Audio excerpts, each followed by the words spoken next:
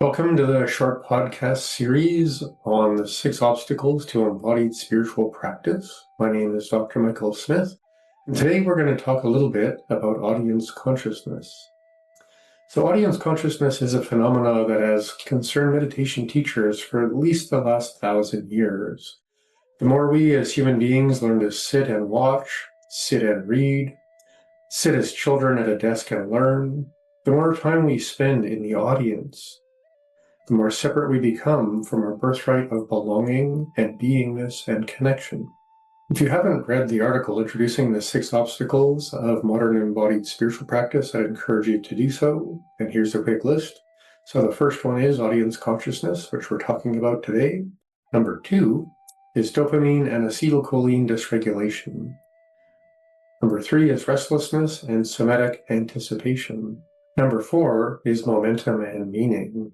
Number 5 is silence and darkness. And number 6 is conceptual practices versus an animistic practice. So again, the first obstacle is called audience consciousness, and it is absolutely the most challenging aspect of inner cultivation today.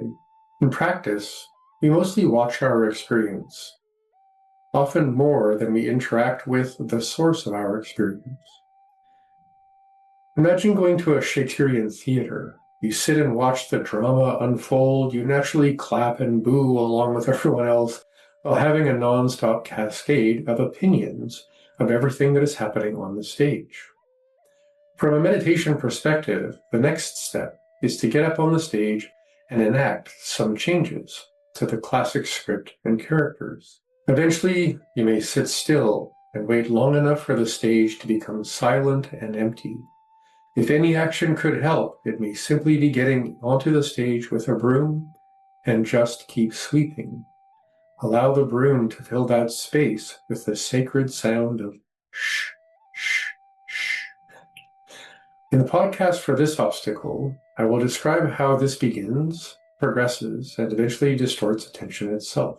I will also share several interactions and playful practices to restore your innate capacity to be, to feel, and to occupy space with interactive awareness as your complete and authentic self.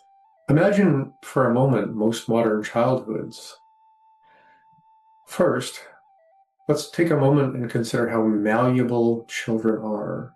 For most people over 30, childhood was on the couch or on the floor watching TV. If you are younger than 30, you may have had access to a small screen and for something to sit and watch almost your entire life. As children, we exist in the audience of cartoon characters and puppets telling us playfully about the world.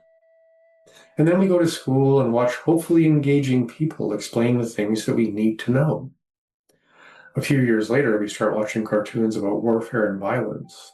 Sometimes we might go and sit and watch sports, and for some people, they might be able to even get out there and play those sports. And then we become adolescents, and the sacred mystery of intimacy and trust is now being replaced with pornography and a willingness to competitively manipulate each other. Most of modern life consists of watching movies or TV shows or social media or even podcasts. Some of us still read books or listen to audiobooks.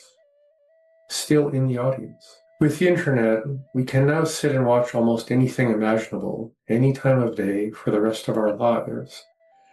And with AI, we can just keep making it up, making it new, making it strange, making it novel, making it exciting, and making us, once again, stuck sitting and watching.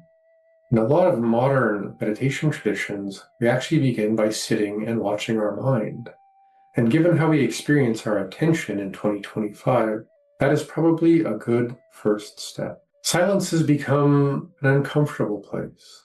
Each of us has a certain volume of that audience consciousness, of habituation, of needing stimulation, of needing distraction, of needing a sense that our opinions matter and other people's opinions don't. If you are a practitioner of any embodied spiritual practices and meditation, as a practitioner on a spiritual journey, how much of your day is sitting and watching?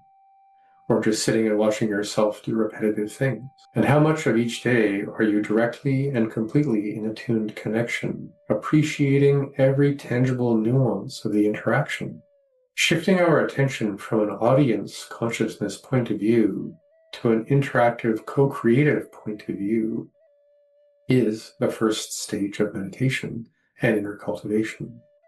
In Taoist cultivation practices, this interactive and co-creative quality of attention and interaction is called yin yang, and we're going to learn a lot about that in part 2 of this series of short podcasts. For today, though, I would encourage you to try this as a little experiment. Find a space and some time and just be aware of your breath. Observe the pace, feel into the sensations, notice changes. As you breathe deeper and slower, how do you feel? Perhaps as you breathe with a little more force or speed, see what changes. After observing and beginning to interact with your breathing, then just become breathing. You can also observe your thoughts, which we all do all of the time. It's just a different thing to observe them with a kind of clipboard of awareness. Not that you're necessarily taking notes on what you think about, you're just seeing patterns, repetition, what feels generative, what feels erosive, what feels expansive, and what feels stuck. You can also observe your feelings in a similar way. What are the patterns? What are the triggers? How long does it take you to wind down after being wound up? Too much of most emotions feel something like being hurt or overwhelmed or a kind of existential or intuitive pain. How often, in your experience, is your emotional reality a source of pain? How much is it a source of wisdom? How much of that experience is a source of pleasure? And by pleasure, I don't mean trying to get some maximum amount of satiation. By pleasure, I think I'm speaking more of a kind of stillness and calmness and ease and trust, and a quality of confidence in just the nature of life. You can also observe your state, which isn't so much what you feel and think in the sense of stories and emotions.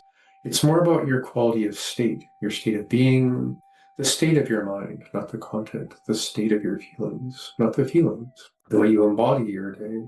One of my favorite quotes comes from Meister Eckhart from about 1400 in Europe.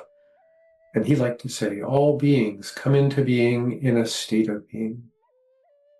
Now that's very obvious in a way, but it also very slightly implies and invites us all to choose the state of being we come into being with.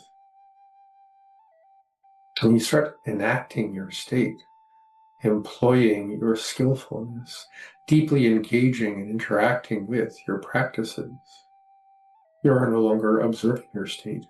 You are generating and becoming and guiding your state. This is a strange question to ask, and I would encourage anyone to give it about 10 years. When you consider what it is you experience in every way, what of your experience is not observed? So we'll have a little chat in part 2 about yin yang, this guidance from early Taoist practice of how to move out of audience consciousness into interactive awareness while you guide your state of being, your sense of ease, and your spiritual journey in this life. Thanks for listening to part 1. Part 2 will be out soon.